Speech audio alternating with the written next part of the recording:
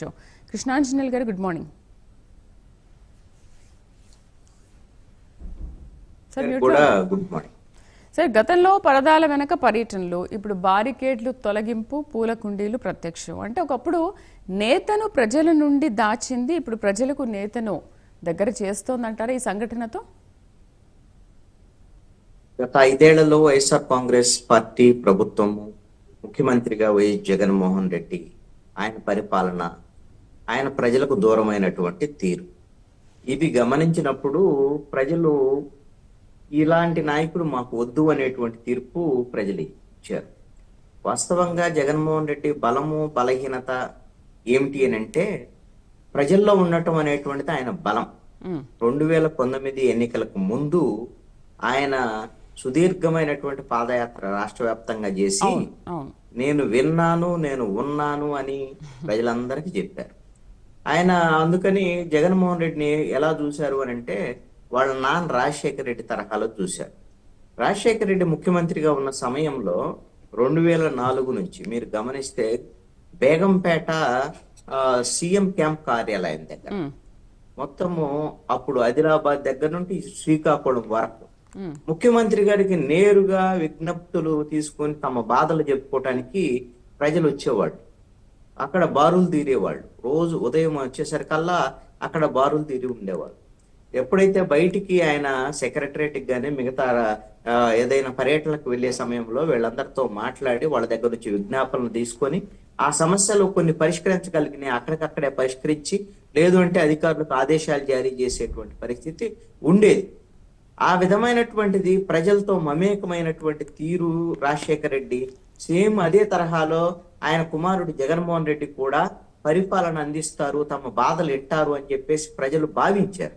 అందుకనే జగన్మోహన్ రెడ్డి ఊహించినంత 151 సీట్లతో ఘనమైనటువంటి విజయాన్ని ఇచ్చారు. తీరా వచ్చేసరికి జగన్మోహన్ రెడ్డి ఏం చేశారు? ఆయన తాడేపల్లిలో తన నివాసంలో ఉండేవారు. అప్పుడప్పుడు సెక్రటరేట్కి వచ్చేవాడు. ప్రజలతో ఎట్టి పరిస్థితుల్లో కూడా ప్రజలతో ఆయన కలవలేదు. కనీసం మీడియాతో కూడా ఆయన ఇంటర్వ్యూ లేవు. ఆయన సెలెక్టెడ్ మీడియా తప్ప ఒక్క ప్రెస్ కాన్ఫరెన్స్ పెట్టినటువంటి పరిస్థితి కూడా ఆయన లేదు. తన ఇంటి ముందుకు వచ్చి బాధలు చెప్పుకోవాలని ఆవేదనతో వచ్చినటువంటి వాళ్ళకు కూడా అపాయింట్మెంట్. అక్కడ ఆత్మహత్యాయత్నాలు చేసినటువంటి బాధితులు కూడా ఉన్నారు తాడేపల్లి సీఎం ఇంటి ముందు. అలాంటి పరిస్థితుల్లో కూడా ఆయన అపాయింట్మెంట్ ఇవ్వాల. ప్రజలకు ఎలాగో ఆయన కనపడలేదు, ప్రజల దగ్గరకు ఆయన వెళ్ళలేదు. అదే విధంగా ప్రజలకే కాదు, ఎమ్మెల్యేలు ఎంపీలకు కూడా అపాయింట్మెంట్ ఇవ్వనటువంటి పరిస్థితి ఆ రోజున ఆయన ఎదుర్కొన్నారు. అందుకోసమనే ఎంపీలు ఎమ్మెల్యేలు కూడా వాళ్ళు ఇలాంటి ఎమ్మెల్యే సీఎం ఉంటే మనం ముందుకెళ్ళలేము అనేటువంటి దాని మీద వాళ్ళు కూడా సహాయ నిరాకరణ చేసినటువంటి పరిస్థితి ఉంది. క్షేత్రస్థాయిలో వైఎస్ఆర్ కాంగ్రెస్ పార్టీకి సంబంధించినటువంటి వాళ్ళు కూడా నాయకులు కూడా పనిచేయనటువంటి పరిస్థితి ఉంది. మరి సురేష్ గారు అనొచ్చు, మరి అన్ని సభలు పెట్టాడు కదండి, సిద్ధం సభలు పెట్టాడు, అజ్జి పెట్టాడు, సభలు పెట్టి ఏం చేశాడు? పరదాలు కట్టుకున్నాడు, బారికేడ్లు పెట్టాడు. ఆయన వస్తున్నాడు అంటే చెట్లు కొట్టేవాళ్ళు. అదే విధంగా కొన్ని చోట్ల కరెంటు స్తంభాలు కూడా తీసేశారు. ఆయన పైన హెలికాప్టర్లకు వెళ్తానికి కింద ట్రాఫిక్ ఆపినటువంటి పరిస్థితులు. ఇలాంటి కొన్ని విన్యాసాలన్నీ కూడా మనం 5 ఏళ్లలో చూసినటువంటి పరిస్థితి ఉంది. ప్రధానంగా ఆయన బలమే ప్రజల్లో ఉండటము, ఆయన 5 ఏళ్లలో ఆయన బలహీనతగా అది మారిపోయింది, ప్రజలకు దూరం అవటం అనేది. అందుకనే 11 సీట్లకు పరిమితం అయ్యారు. ఇది జగన్మోహన్ రెడ్డికి కూడా బహుశా అర్థమైందో లేదో, మరి ఆయనకు అర్థమైనప్పుడే భవిష్యత్తులో మళ్ళీ జనం ముందుకు వస్తే మాత్రమే ఆయనకి ప్రజలు ఆయన గురించి మళ్ళీ ఆలోచించేదానికి అవకాశం ఉంటుంది. ఈ సంవత్సరంన్నర కాలంలో కూడా జగన్మోహన్ రెడ్డి అయితే ప్రజల్లోకి వచ్చేటువంటి ప్రయత్నం అయితే చేయలే. మీరు ఏం చూస్తున్నారండి? మరి జగన్మోహన్ రెడ్డి వస్తుంటే జనం వేల మంది లక్షల మంది వచ్చేస్తున్నారు కదండి. దేనికి వస్తున్నారు? ఆయన దేనికోసం వచ్చారు బయటికి అనేటువంటిది చాలా కీలకమైనటువంటి అంశం. ఒక 4 సందర్భాల్లో రైతులకు సంబంధించినటువంటి విషయాల్లో బయటకు వచ్చారు. అరటి రైతులు, మామిడి రైతులు, మిర్చి రైతులు, పొగాకు రైతులకు సంబంధించి. అదేవిధంగా మొన్న డీజేలు పెట్టుకొని తుఫాను బాధితుల రైతులు పరామర్శించడానికి కృష్ణా జిల్లా ఉయ్యూరు మన ఇటు వెళ్ళారు, పామర్ వైపు వెళ్ళారు. ఈ ఘటనలు తప్ప మిగతా అన్ని కూడా జైలు యాత్రలో, అదే విధంగా హడావుడి చేసేటువంటి యాత్రలు తప్ప వేరే ఏం ప్రజలకు సంబంధించినటువంటి ప్రజా సమస్యల మీద ఏ ఒక్క ఉద్యమాన్ని ఆయన స్వయంగా ప్రారంభించినటువంటి పరిస్థితి లేదు, ఆ ఉద్యమాల్లో పాల్గొన్నటువంటి పరిస్థితి లేదు. ఇప్పుడు ప్రతిపక్ష నాయకుడు అయిన తర్వాత అనేక సందర్భాల్లో ప్రకటనలు చేశారు ఆయన. వాళ్ళ పార్టీ కూడా ప్రకటనలు చేసింది. పార్లమెంటు నియోజకవర్గాల వారీగా ఒక వారంలో 3 రోజుల పాటు ఆ నియోజకవర్గాల్లో ఉంటాడు, అక్కడే నిద్ర చేస్తారు, వాళ్ళందరితో మమేకం అవుతారు, కార్యకర్తలతో మాట్లాడతారు, ఇవన్నీ చెప్పారు. కానీ ఏ ఒక్క ప్రోగ్రాం కూడా ముందుకెళ్ళినటువంటి పరిస్థితి లేదు. అందుకనే ఇప్పటికీ కూడా జగన్మోహన్ రెడ్డి ప్రతిపక్ష నాయకుడిగా కూడా ఫెయిల్ అవుతున్నారు అనేటువంటిది కనపడుతున్నటువంటి అంశం. ఇటు ప్రజల్లోకి వెళ్ళట్లేదు, అటు అసెంబ్లీకి వెళ్ళట్లేదు. అసెంబ్లీకి వెళ్ళి ప్రజల సమస్యలు చెప్తే కదా. ఇప్పుడు అదే క్రమంలో అధికారంలోకి వచ్చినటువంటి 164 సీట్లు వచ్చినటువంటి కూటమి ప్రభుత్వం, ముఖ్యమంత్రిగా చంద్రబాబు నాయుడు ఈ రోజున ప్రజల్లోకి విస్తృతంగా వెళ్ళేటువంటి ప్రయత్నం చేస్తున్నారు.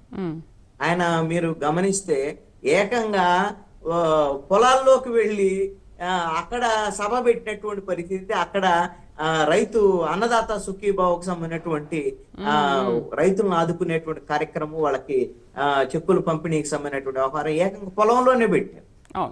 అదే విధంగా అనేకమైనటువంటి విస్తృతంగా కార్యక్రమాలకు ఆయనకి దాదాపుగా వారంలో 2 ప్రజల్లోకి వెళ్ళేటువంటి కార్యక్రమాలను ఆయన తీసుకుంటున్నటువంటి పరిస్థితి ఉంది. ప్రతి నెల 1వ తేదీన పెన్షన్లకు సంబంధించినటువంటి విషయం, పేద వర్గాలకు సంబంధించినటువంటి విషయంలో వాళ్ళ కలిసేటువంటి ప్రయత్నం.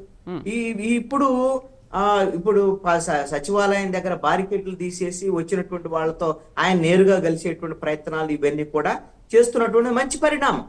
ఇప్పుడు ప్రజలతో కలిస్తే ప్రజల సమస్యలు ఏమున్నాయి అనేటువంటిది అధినాయకత్వం, అంటే ప్రభుత్వంలో ఉండేటువంటి ముఖ్యమంత్రికి వాళ్ళు చెప్పుకోగలిగితే వాళ్ళ సమస్యలు ఏదైనా తీరేదానికి అవకాశం ఉండదు. మీరు గమనించండి, ఆయన 2004లో ముఖ్యమంత్రి అయిన తర్వాత ఆ రోజున రాజధానికి సంబంధించినటువంటి నిర్మాణ పనులు ప్రారంభమయ్యే క్రమంలో తన ఇంటి దగ్గర ఒక ప్రజా వేదికను కూడా కట్టి ప్రజలందరూ కూడా వచ్చి ఆయన విజ్ఞప్తులు ఇచ్చేటువంటి పరిస్థితిని ఆ రోజున ఏర్పాటు చేసి, కానీ జగన్మోహన్ రెడ్డి వచ్చి మొట్టమొదట ఐఏఎస్లు ఐపీఎస్ఎల్ సమావేశం రోజునే ఆ ప్రజావేదికను పూర్తి చేశాడు. అంటే అసలు ప్రజలతో ఇక మనకు సంబంధమే లేదు అనేటువంటి ఒక ప్రకటన, ఒక స్పష్టమైనటువంటి ప్రకటన జగన్మోహన్ రెడ్డి ఆ రోజున చేశారు. ఇప్పుడు ఈ రోజున చంద్రబాబు నాయుడు ఏదైతే ప్రజలకు విస్తృతంగా వెళ్తున్నారో, గతంలో ఏ విధంగా అయితే ప్రజావేదిక ఏర్పాటు చేసినటువంటి పరిస్థితి ఉందో, ఇప్పుడు సెక్రటరేట్ లో కూడా ఆ విధమైనటువంటి ఒక ప్రజావేదికని ఏర్పాటు చేసి నిత్యం, అంటే వారంలో 1 రోజైనా సరే, ఇప్పుడు ఆల్రెడీ తెలుగుదేశం పార్టీ ఆఫీసులో కూడా ప్రజావేదికను కంటిన్యూ చేస్తున్నాడు. ఇది ప్రజలందరికి సంబంధించి, కార్యకర్తలకే కాదు. చంద్రబాబు నాయుడు వస్తున్నారు దానికి, అక్కడ అదే విధంగా నారా లోకేష్ వస్తున్నారు. వారంలో 1 రోజు ఖచ్చితంగా ఒక మంత్రి గాని కీలకమైనటువంటి నేతలు 2-3 ఉండేటువంటి విధంగా ప్రజలందరూ వచ్చి అక్కడ విజ్ఞప్తులు ఇచ్చేటువంటి విధంగా తెలుగుదేశం పార్టీ జాతీయ కార్యాలయంలో ఏర్పాటు చేసినటువంటి పరిస్థితి ఉంది. ఇప్పుడు అసలు సమస్య అనేది ఒకటి చెప్పుకుంటే కొంత బాధ తీరుతుంది, ఆ తర్వాత ఆ సమస్య పరిష్కారం దిశగా ప్రభుత్వం ప్రయత్నం చేసేదానికి అవకాశం కూడా ఉంటుంది. అయితే ఎమ్మెల్యేలకు కూడా ముఖ్యమంత్రి చంద్రబాబు నాయుడు అదే విధంగా నారా లోకేష్ కూడా స్పష్టమైనటువంటి ప్రభుత్వం తర్వాత ఎమ్మెల్యేలు గ్రీవెన్స్లు ఏర్పాటు చేయాలి. ప్రతి నెలలో ఒక వారం, పలానా సోమవారమో బుధవారమో అలాంటి ఏర్పాటు పెట్టేసి వాళ్ళ కార్యాలయంలో ఆ నియోజకవర్గానికి సంబంధించినటువంటి ప్రజలందరూ వచ్చి వాళ్ళ సమస్యలు చెప్పుకునేటువంటి విధంగా అవకాశం ఇవ్వాలి అనేటువంటి. సమస్యలు తీసుకోవటమే కాదు, అవి ఎన్ని పరిష్కారం అయ్యాయి ఏంటి అనేటువంటి దాని మీద ఒక స్పష్టమైనటువంటి శాస్త్రీయ విధానాన్ని పాటించాలని కూడా ఆదేశాలు జారీ చేసినటువంటి పరిస్థితి ఉంది. ఈ విధమైనటువంటి ప్రజాప్రభుత్వంగా కూటమి ప్రభుత్వం ముందుకెళ్లేటువంటి ప్రయత్నం అయితే జరుగుతుంది అనేటువంటిది నా యొక్క అభిప్రాయం. సురేష్ గారితో మాట్లాడదాము. అసలు నిన్న ఏం జరిగింది చూద్దాం.